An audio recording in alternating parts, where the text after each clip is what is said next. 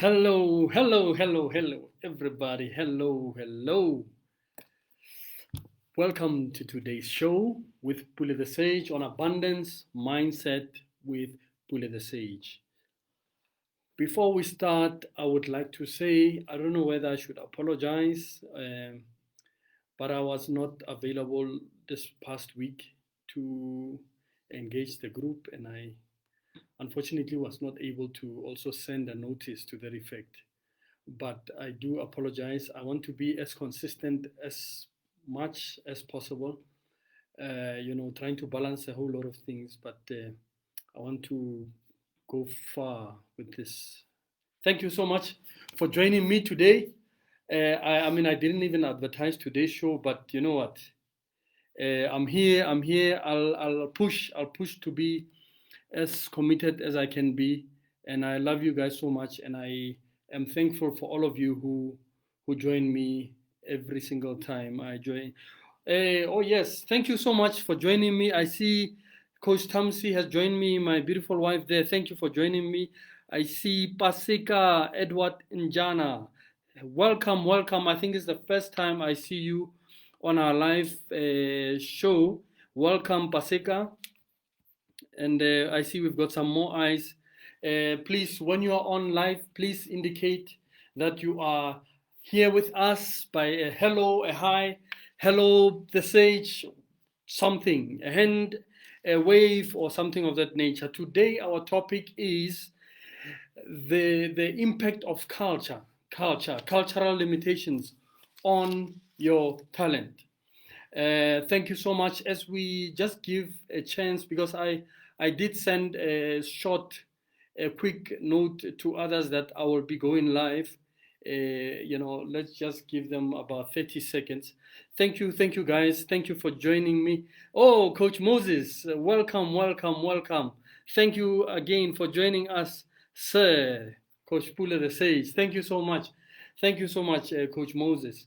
All right, guys, we're going to start now. Welcome, Yolandi. Welcome, Yolandi. Thank you so much. Remember, just invite some of your friends as well. I didn't put out an invitation to this event of today, so but next week I will try by all means to do that. I was thinking actually to move my Wednesday lives to my YouTube channel so that I balance the two, because I've been focused mostly on the Facebook, but it's something that I'm looking on. But I think I'll start next week with that. All right, culture, guys, culture. Mr. Tabo, welcome, welcome, welcome, Mr. Tabo. Welcome, welcome, my brother. You are most welcome. All right, the issue of culture, guys. I'll just take one quick definition that I took from the dictionary. It says ideas, customs, and social behavior of a particular group or a society. I'll repeat that: the ideas, customs, and social behavior of particular people or society. From a biological point of view, culture means it's like an environment where a certain bacteria or a certain group of cells fester and grow and grow. It's called a culture, a culture. Some drinks are actually formed by means of a culture. Some of the alcohol drinks or some of the herbal drinks that we get, like kombucha. Kombucha is actually formed from a culture. Miss Kathy, welcome, welcome. I see you there. Thank you guys for joining me today. And I love you all. Thank you so much. Okay. So I'm just going to give you an indication. I want to talk about quite an interesting story about some engineers from Stanford University who have made a big discovery in terms of our technology. But before I touch that, I want to give you a brief background. To those who have not been on the group before, bear with me, our current members who've been here and heard this story. But I just want to give you a context about water. Remember, we are talking about culture, culture, the impact of culture on your talents and so on, gifts. So there is a Japanese scientist. As I said, bear with me, those who know the story. There is a Japanese scientist called Masaru Emoto who made a discovery about water. And then his discovery about water basically was tested through this experiment where he took 2 cups of water, and then he made these 2 cups of water listen to 2 types of music, one rock music, another what you call classical music. And then after he caused them to listen to the different music, he froze the cups. He froze the cups and then looked into the crystallization of the 2 cups and saw that there was quite a distinction between the 2 cups, and realized that okay, the cup of the classical music was actually it had patterns, it was beautiful, it was well organized and well orchestrated in terms of the crystallization of it. But then the cup of the what you call the cup of the rock music was disorganized, ugly, and there was no pattern to it. So, and then he took the experiment further. What he did actually, he took the cup that was listening to rock music to some monks to speak positive of affirmations over it, and then and then refroze it, and actually it converted and became similar to the one of the classical music, where the crystals were more clearer and beautiful. And then he took it further. From hearing the monks being able to speak, he spoke positively and negatively to one cup, and the similar results happened.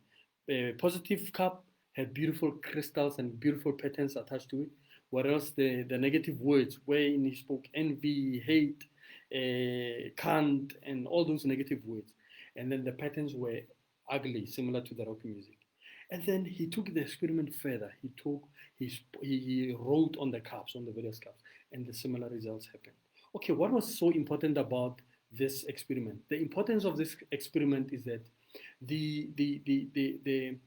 we as human beings are water. We are 75% water, and our brains are 80% water, and it's sitting on water inside our heads. Ne? So I see. Hey, I can't see you anymore. But anyway, I'll just carry on. I hope you are seeing me. Ne? So there is the whole impact of water. So now I'm giving you this as a backdrop to what I'm telling you. So another interesting development in our technology, in 2015, a group of engineers from Stanford University discovered something quite powerful. These guys are actually computer engineers. What they do is they create chips that you use for storage of the computer. The whole device, the processing and so on. So what they did, they got these. They realized that the silicon chip that they were using was too small to handle the amount of information that they want to upload or download onto the chip.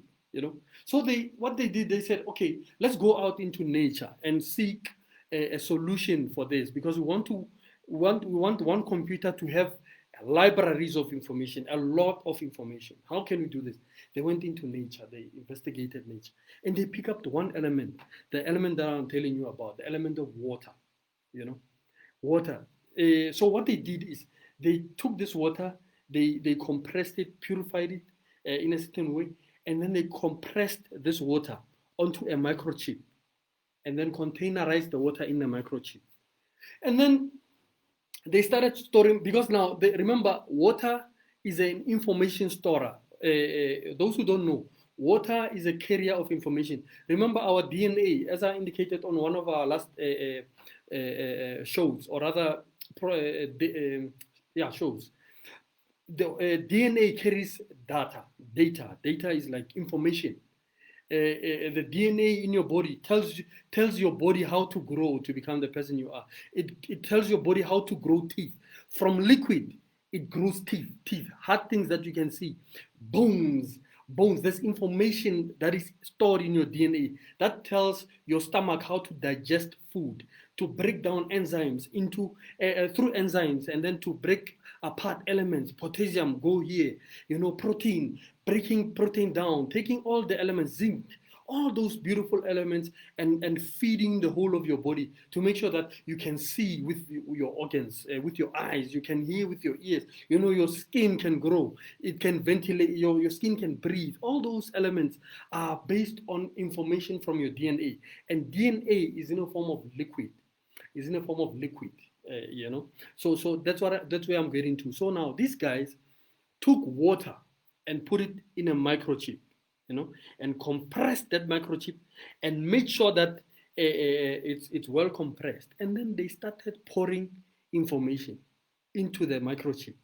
They were pouring libraries of information, libraries and then they were getting surprised because this microchip, this particular microchip, was not getting full. And now, how is this possible? How is this feasible that a physical element like this can be put so much information and still keeps on receiving, you know? And they discovered something quite amazing because now they realized that the information that they were storing in the microchip, it went beyond the microchip. It was stored in the field. The field is in the air, like, you know, in space, if you want to call it that, you know. The information, they could retrieve it from the field. You must investigate this. This is quite an amazing discovery, guys. I'm not just talking here. You can actually check it out. I'll give you the website to can check. You can check it. Just say Stanford engineers develop a computer that operates on water droplets. It's actually a droplet of water.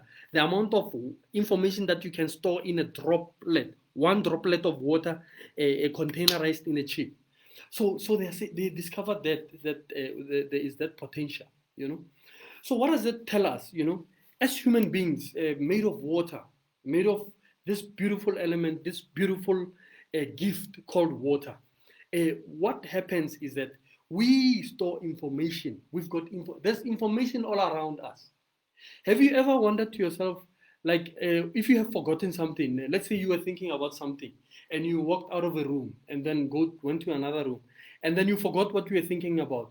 And then you decide, you know what, generally what you do, you go back to the room that you were in, and then you all of a sudden you are able to remember the thing that you were thinking about. Sometimes you think, oh no, maybe the room, memory and so on.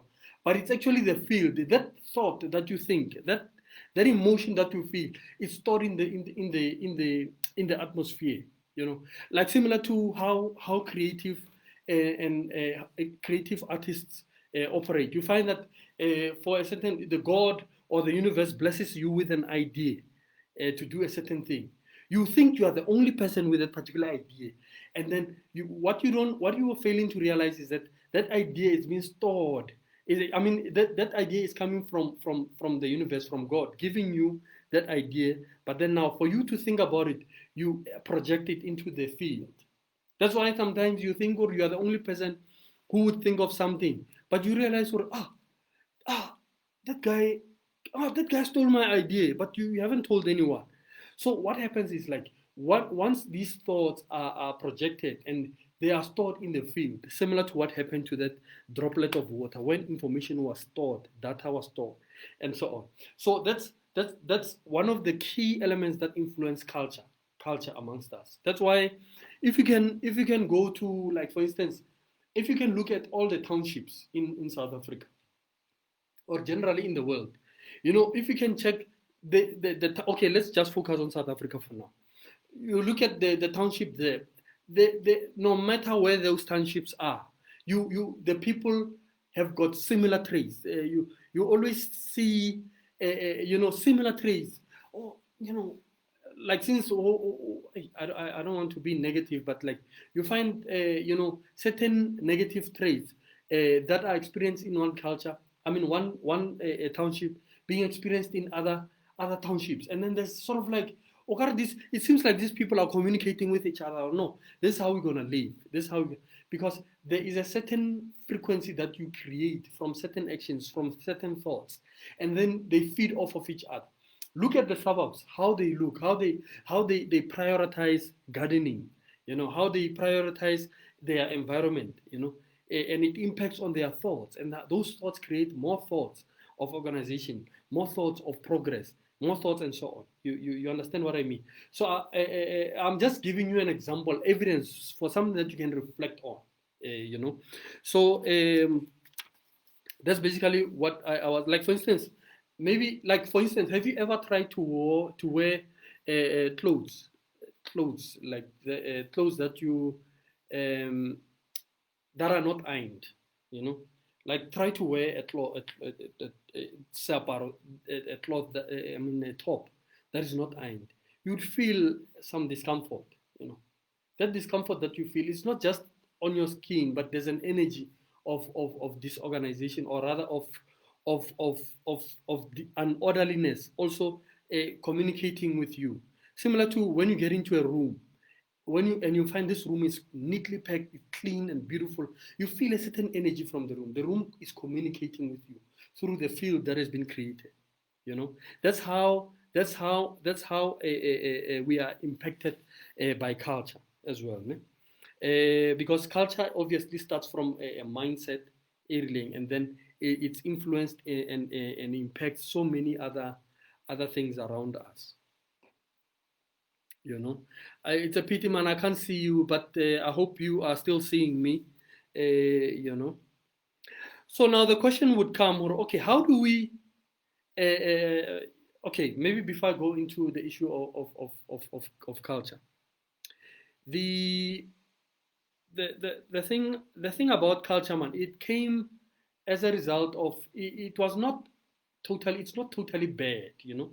Similar to a tradition, like traditions evolve from cultures, like, you know, when things are done in a certain way, and then the next generations are not even taught as to why we are doing certain things a certain way, you know.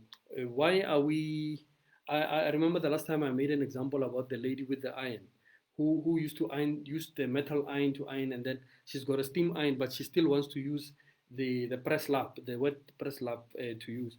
I'm just trying to think of another alternative of how you know, a certain mindset can influence your life without even thinking, you know. Because also through DNA we receive a lot of information from from our ancestors, from our parents, from, you know, even from the communities that we live in, you know.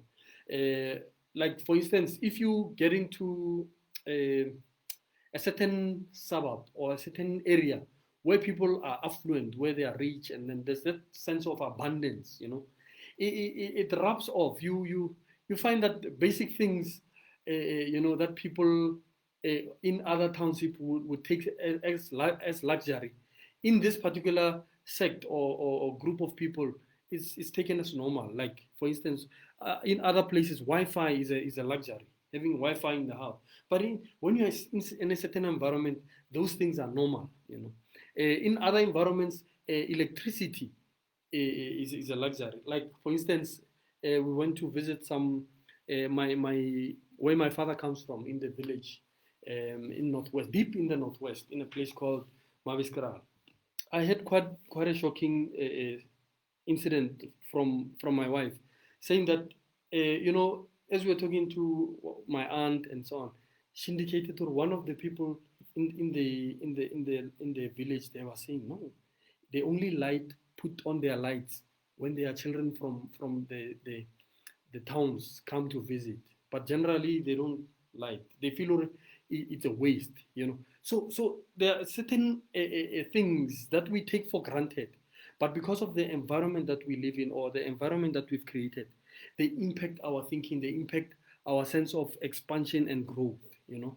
So we need to be aware and alert of that. So now the question came, okay, how do we escape the bondage of culture? I mean, if culture can impact us so much to even a subconscious level, where you would pick up thoughts and energies from the field, you know, and just live, you know, you think those are your ideas that you, or those insecurities or those, but it's in the environment, you know, your subconscious is picking up so much from the environment.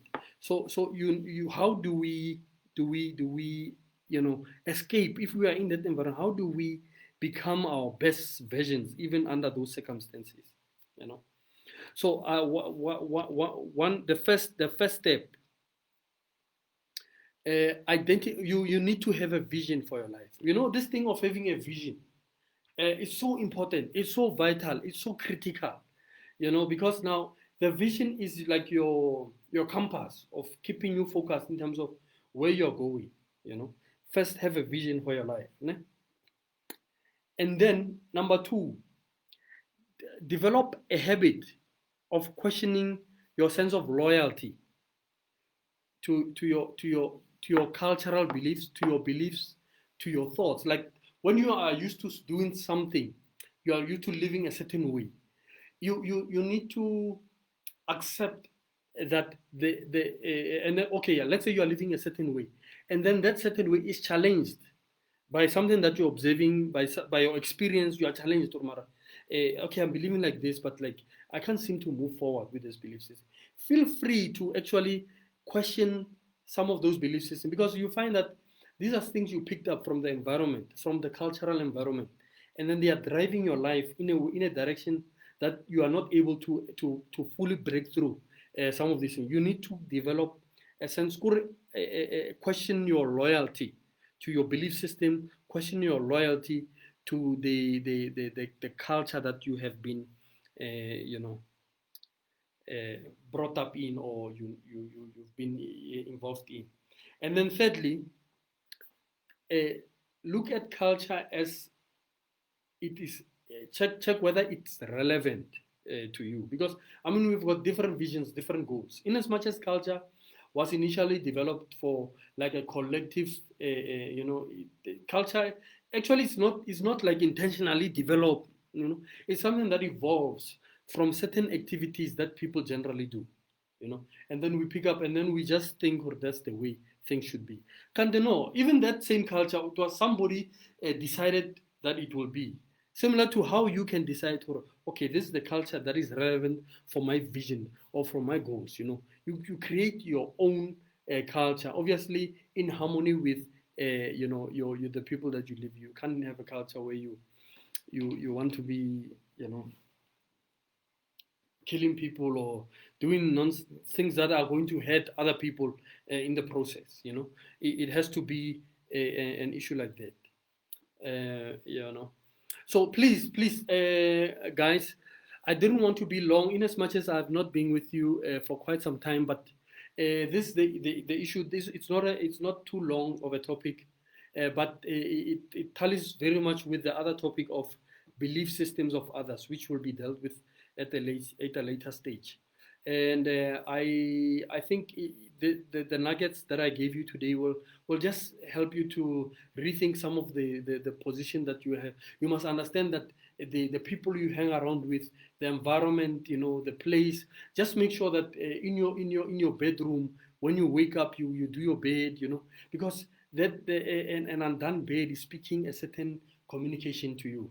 We are much more than we think. We are more than the flesh that we think. We are impacted by much more than the things that we see and hear with our ears. So try to create an environment that will make sure that you are organized. It will help your mind also to be more organized. When you wake up, or like one of the traditions or one of the cultures we have established in my house is we plan what we're going to wear, what we're going to eat. We sometimes, obviously, because of the old paradigms that we come up with, we sidetrack, but you try to refocus, because now the vision is to be an organized family which is progressive, which has goals, which has and which achieves goals as well. So make sure that your environment, as I said, your bed, your clothes, make sure that your clothes are ironed in advance. Don't be in that business of ironing clothes every morning, And another thing is that our thoughts, you need to guard against too much thought, because now the more you're thinking, the more energy you are using. And it says it has been discovered that daily we think about 70,000 thoughts, if I'm not mistaken. And highly productive and effective people think far less thoughts, less than 30,000 thoughts, because they streamline their thoughts, and the things that are going to steal their energy, or things that are going to steal their thought energy, they deal with them already. It's similar to you. If you know Steve Jobs, you'll realize already he used to wear the same type of clothes, like a black top, black bottleneck, and then a pair of jeans and techies, so that he doesn't have to think about clothes. Rather he focused that energy in creating another instrument. How do I perfect this device, this iPhone, how do I make it better for the use of humanity? You rather focus your thoughts on things like that. But now, if you just leave, man, just wake up. Sometimes even you don't even brush your teeth. You just wake up. Just live your life. Just create the structure from when you've eaten. Learn to wash the dishes, or if you don't like washing dishes, hire somebody to help you clean the dishes. Create an environment that will help you become more organized, because it will help your thoughts. You create a field around you of organization and progress. And those are the fundamentals that we need to establish here in Africa as people, wherein we become aware and in charge of our thoughts. And when we direct our thoughts accordingly, our thoughts are not all over the show. So please, I suggest that you take that very seriously. Learn to complete things. When you've started something, learn to complete whatever you start. Like similar to me. I mean, I'm preaching to myself as well. I started this program of abundant mindset, and I must be committed. I must continuously be committed, because I've got a vision. I've got a vision that the book that will be influencing future generations will be birthed out of this group over the engagements that we do. And then Africans will also realize, the potential that we have by just fixing our minds. As I said, that any external solutions that have come, if they come to a mind that is disorganized, a mind that is not focused, a mind that is visionless, a mind that is, that doesn't love itself, or a person who doesn't love themselves, it's pointless. I've seen it on many occasions. Like that's why sometimes, I've seen myself fighting for people, and some poor people, But then when you find when and then you realize, or when the person is not loving themselves, they cannot sustain that defense that you give them. They cannot sustain that love that you show them. Like for instance, my neighbor. I'll tell you a direct example. I've got a neighbor. She's a domestic worker and then she's working for like these people, this Indian family. This lady, where she's staying, it's right in front of the domestic quarters. It's like, it's like they put a storage, they put paints, they put sales, they put like things that they are storing, but not in a very organized way. I asked myself a question. Okay, this lady, waking up every morning and seeing that thing, this picture every day. I mean, enough for night disturbs me to see that. I don't like looking to that direction.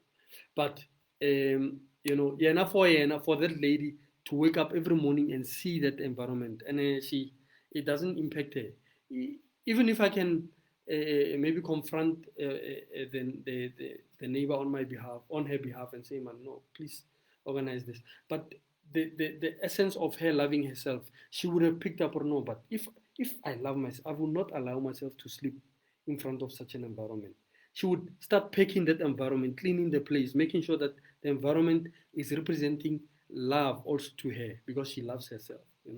If I do that on her behalf, it will be pointless, because she doesn't have the foundation of representation. Like similar to people who want to, they go to strike when they have to negotiate their salaries.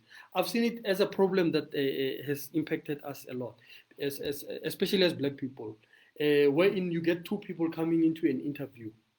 Two people coming to an interview. One is white, another one is black. And what I've experienced is that the white people would always represent their position. Their salary is informed by self-love. What they do is they look at their lives. Okay, I stay here, I've got a car, I've got children at school, and they calculate all those expenses looking at, okay, this job has to serve me. Not the other way around, not to say, I have to serve this job. No, this job has to serve me.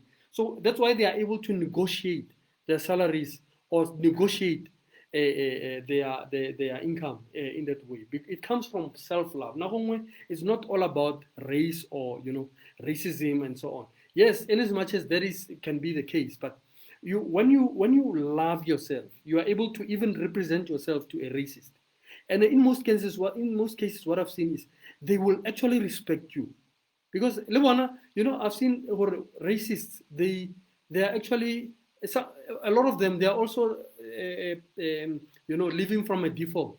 A lot of them I've seen, they are operating from a ignorant hate, or a default of it's something that they've been living with. But now they also need to be educated to understand, okay, I cannot treat a man who respects himself like this. That's why it's important to love yourself, so that you are able to represent yourself accordingly to any racist or any person. And that will change the whole culture about it, because now between you and the racist or whoever, once you engage at that level, there is a change of atmosphere in terms of the thought patterns. You have challenged a certain thought, a default. Obviously, generally, when you are challenged from a psychological point of view, when your paradigm is challenged, you will fight, because that's your base. That's what you are used to. That's why there's always this tension. But if you can look at it from a point of view, okay, I'm representing myself at the point of love, and oh, okay, no, I mean, yes, you know what, I will respect this, because this person respects himself. I think we need to develop that sense of self-love, so that we can represent ourselves effectively like that. It has worked every time, guys. It has worked as far as I'm concerned. So I know that is where the secret lies. This thing of fighting, yes, let's fight. The struggle, yes. You know what? There's a place for it. Yes. I mean, I like Malema. I like EFF, how they stand up for people. But I think what is more sustainable is when people themselves discover that they are worthy. They should love themselves. They are worthy to have land. They are worthy to have food for their children. They are worthy to have the life of their platform to express their talents. They are worthy, not just out of a reactionary point of view to say, no, salary. The problem is now, as I was talking about the issue of salary, the white person has represented their position. And then what I've seen is a lot of our people who have not grown in self-love, they would not be able to represent themselves, because what they're looking at is, as long as I can get this, as long as I can get this. But if they approach the same situation with a position of self-love, the story changes. The story changes, because now this person respects themselves, or no. And once you have shown that you respect yourself, even the abuse in the job will be very minimal, or even won't happen, because every single moment where you feel a sense of abuse, you are able to address it. You are able to address it. And while you're addressing it, you are giving them feedback. You are teaching them how to treat you. You are teaching them how to treat you. Even in business as well, you are able to represent your position.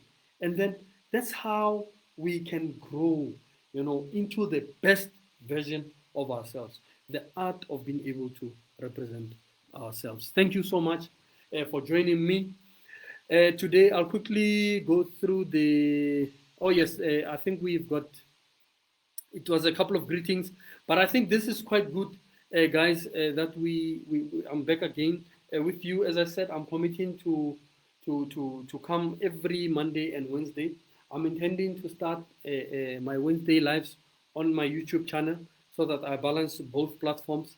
But I'm happy for you that you joined me today, and we were able to go through this important issue of culture, which is impacted a lot by how we value and respect ourselves individually and so on. So thank you so much. I bless you. I speak wealth and love to you. May all that you touch prosper. May your life, may your expectations be exceeded. May you learn the art of loving yourself, because that is the secret to a progressive life. We thank you so much. I love you and I bless you. Thank you. Bye-bye.